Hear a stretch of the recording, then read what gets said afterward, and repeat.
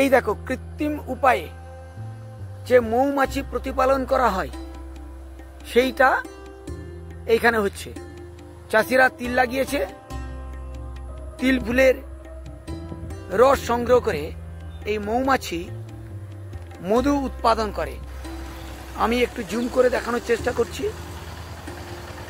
এই দেখো মৌমাছি, এইভাবে এখানে মৌমাছি প্রতিপালন করা হচ্ছে। শ্রমিক মৌমাছির যে হুল আছে সেই হুলটা ফুটিয়ে দিলে প্রচণ্ড জ্বালা যন্ত্রণা করে, তবুও তোমাদের জন্য, তোমাদেরকে দেখাবো বলেই আমি এইখানে এই জঙ্গলের ভেতরে ঢুকেছি। ঢুকে তোমাদের সামনে এই মৌমাছি প্রতিপালন কিভাবে হয় সেটা একটু তুলে ধরার চেষ্টা করলাম। ভিডিওটা ভালো লাগলে লাইক ও শেয়ার করো।